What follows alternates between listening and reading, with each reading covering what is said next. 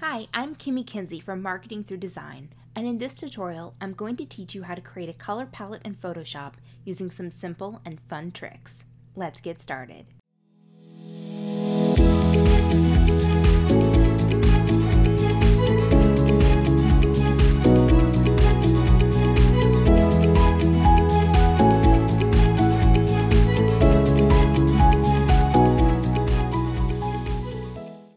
Before I begin this tutorial, I just want to note that we're not going to use a whole lot of tools. I think for a lot of Photoshop beginners specifically, a lot of the buttons can be a bit overwhelming, but I promise this tutorial is actually very easy to follow. There's very little tools involved, and the only one we're really going to be using is our eyedropper tool here on the left-hand side. We will also be using our swatch panel. If you don't see it automatically, you can always turn it on by hovering at the top navigation, going to Window, clicking it, and scrolling down to Swatches and tickering it. It should appear automatically in your upper right-hand corner. Making a color palette for your brand can be challenging, and it's often difficult to know what colors will look good together. One of my favorite ways to create a color palette in Photoshop involves selecting colors from stock photos that embody what you feel like your own brand should feel like. So of course, you could just grab an image and start plucking away at it with the eyedropper tool, but with literally thousands of colors on here to choose from, you're really not setting yourself up for success by trying this method. Instead, I've got a little trick that you can use that makes choosing brand colors and creating your own palettes in Photoshop easier. An often overlooked feature of Photoshop is the ability to create a set of colors specific to a project that you're working with. So I want to talk about color swatches. These swatches of color can be created, saved, closed, and opened at a later time. It makes designing graphics more efficient and so much easier because you're not constantly opening up already designed graphics to grab colors off of them or trying to remember your hex color codes. This is especially useful for virtual assistants with multiple clients that they may be designing graphics for, or even bloggers with multiple websites and brands. Again, if you don't see the swatches panel in Photoshop, you can turn it on here at Windows and scroll down to swatches, and it should show up in your upper right hand corner. Now obviously we don't really want all of these swatches here for this particular project. This is one too many colors, we don't need all this mess. Let's start fresh.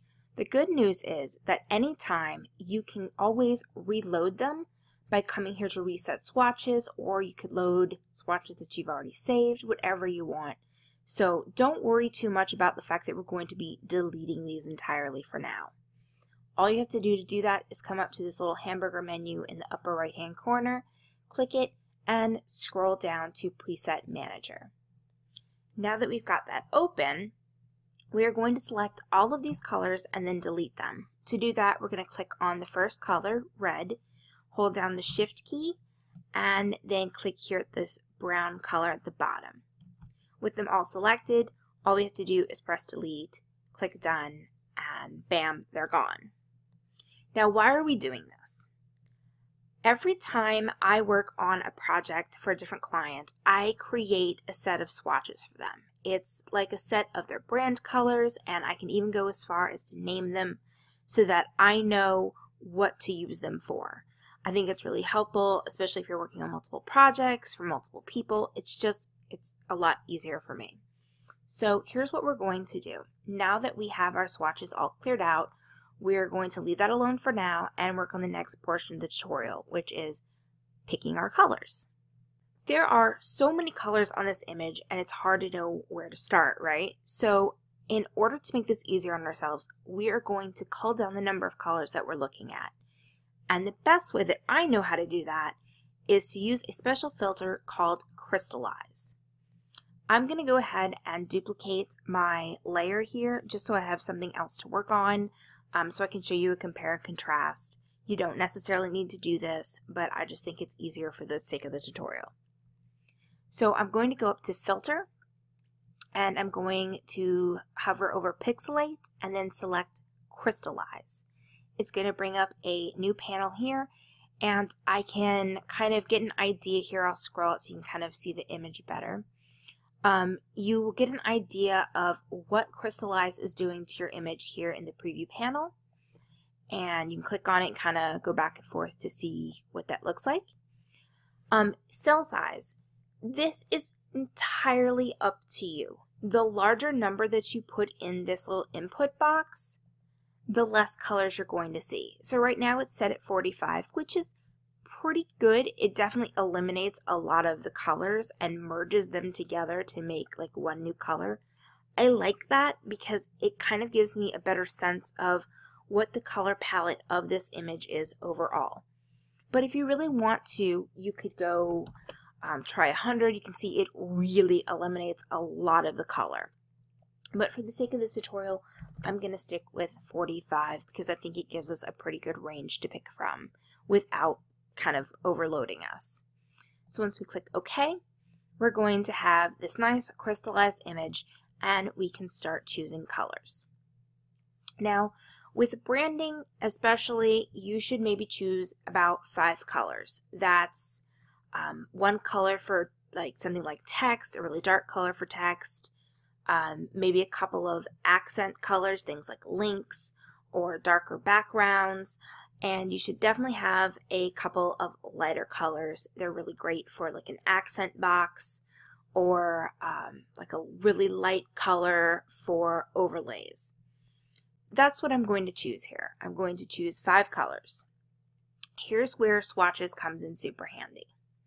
So I'm going to come and choose a color. I'm going to select this one right here.